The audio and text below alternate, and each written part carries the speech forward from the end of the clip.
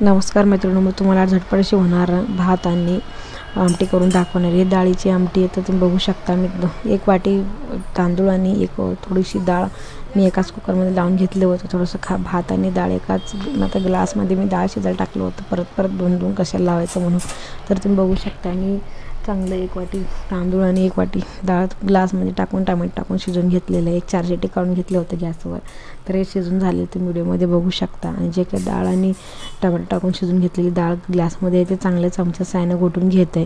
तर तुम्ही बघू शकता भात पण शिजलेला आहे आणि साईडला डाळ पण शिजून झाली आहे। 2 वेगवेगळं लावण्यापेक्षा एकदा डाळ आणि एकदा भात लावतो, आणि डब्याला जरी डाळ भात लावले की तर डब्यामध्ये चांगलं शिजत नाही, त्यामुळे मी असं करते। असं केल्याने पण ते झटपट असं होतं आणि आपले वेळ वाचून जातं। तर तुम्ही बघू शकता डाळ भात शिजलेला आहे।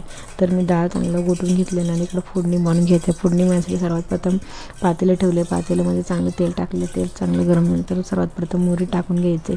मोहरी चांगलं तडतडल्यानंतर जिरे टाकून घ्यायचे। तुम्ही व्हिडिओमध्ये बघू शकता। तर जितकी चांगली फोडणी होईल तितके छान आमटीला चव येईल। तर मोहरी जिरे चांगलं तडतडल्यानंतर मी सर्वात प्रथम थोडेसे कढीपत्ता टाकून घेते।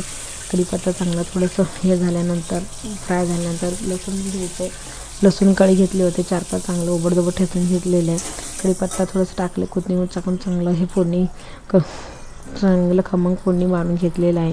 तर तुम्ही बघू शकता लसूण थोडंसं चांगलं फोडणीमध्ये गोल्डन ब्राऊन होऊ द्यायचं आणि हलवून राहायचं कंटिन्यूअस, आणि गॅसचा फ्लेम एकदम मिडियमच ठेवायचा, जास्त मोठा पण नाही ठेवायचं आहे। तर तुम्ही बघू शकता हे कंटिन्यू हलवत राहिल्यानंतर बघू शकता लसूण थोडेसे गोल्डन ब्राऊन झालेले आहे।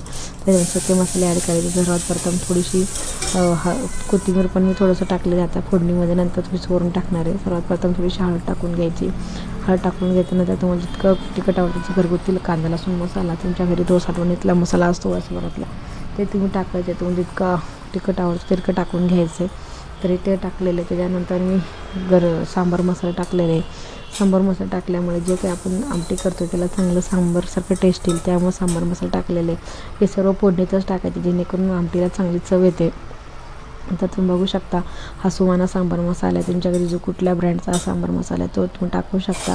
आणि टाकून घेतलं मगाशी जे काही डाळ आपण घोटून घेतली होती ते आता ह्याच्यामध्ये टाकून घ्यायची। डाळ सर्वात प्रथम चांगलं फेटून घोटून घ्यायचं, तरच टाकायचे। डायरेक्ट डाळ कुकरची डाळ टाकायचं नाही आहे, त्यामुळे घोटून घेतल्यानंतर डाळ चांगली एकजीव होते। तर ते आता कडक पातेल्यामध्ये ओतून घ्यायचं आहे, जास्त फोडणी करपू द्यायची नाही। तुम्ही बघू शकता जे काही डाळ घोटली होती ते ह्याच्यामध्ये टाकून घेतले। टोमॅटो आपण ऑलरेडी डाळीमध्ये टाकलेले होते, त्यामुळे परत फोडणी टोमॅटो टाकायची गरज नाही आहे। आणि तुम्हाला जितकं पातळ लागतं तितकं तुम्ही पाणी ॲड करायचं आहे। आता मी जास्त पाणी ॲड नाही केलं, थोडंसं 1 वाटीभर पाणी ॲड केलेलं आहे। आणि ह्याच्यामध्ये चवीनुसार मीठ टाकायचं आहे आणि ह्याला चांगली एक उकळी येऊ द्यायची, म्हणजे आपली गरमागरम डाळीची आमटी रेडी आहे भातासोबत, भाकरीसोबत, चपातीसोबत खायला। तर तुम्ही बघू शकता हे सर्व टाकून मी आता मीडियम फ्लेमवर याला चांगली उकळी येऊन देणार आहे। आणि ही गरमागरम आमटी आपण थंडीमध्ये सर्व करू शकतो भातासोबत, भाकरीसोबत आणि चपातीसोबत। तर तुम्ही बघू शकता आमटीला किती छान अशी कलर आलेली आहे। डाळीची आमटी खायला तर 1 नंबर आहे, हेल्दी तर आहे, पौष्टिक पण आहे आणि टेस्टी पण 1 नंबर आहे। रोज रोज भाज्या काय करायच्या त्यावेळेस कंटाळा येतो, त्यामुळे तुम्ही झटपट अशी ही डाळीची आमटी करून खाऊ शकता। तर तुम्ही बघू शकता डाळीच्या आमटीला चांगली एक उकळ आलेली आहे। तर ही डाळीची आमटी बघू शकता तुम्ही किती छान झालेली आहे, अगदी जास्त पातळ पण नाही घट्ट पण नाही।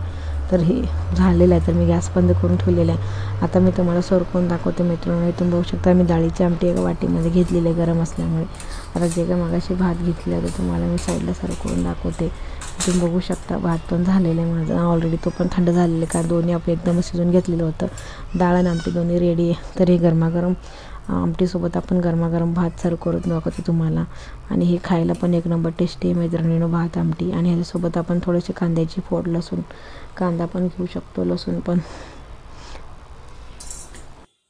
तर तुम्ही बघू शकता गरमागरम भात आणि आमटी रेडी आहे, डाळीची आमटी रेडी आहे। तर हे ह्याच्यासोबत आपण एक साईडला तोंडी लावायला म्हणून कांदा घेऊ शकतो, आणि लोणचं जर असेल तर लोणचं पण घेऊ शकता। तर तुम्ही बघू शकता गरमागरम भात, राईस आणि आमटी भात रेडी आहे। तर तुम्ही ह्या पद्धतीची रेसिपी घरी एकदा नक्की ट्राय करा। व्हिडिओ आवडल्यास चॅनलला लाईक, सबस्क्राईब, शेअर करायला विसरू नका। आणि या थंडीमध्ये तुम्ही ह्या पद्धतीची गरमागरम आमटी भात करून बघा, तुम्हाला नक्की संध्याकाळची वेळ जर स्वयंपाकाचा कंटाळा असेल तर त्यामुळेच तुम्ही कमी वेळामध्ये असले ही रेसिपी करू शकता आणि गरमागरम आमटी भात एन्जॉय करू शकता। चला तर भेटूया नेक्स्ट व्हिडिओमध्ये, तोपर्यंत बाय मैत्रिणींनो।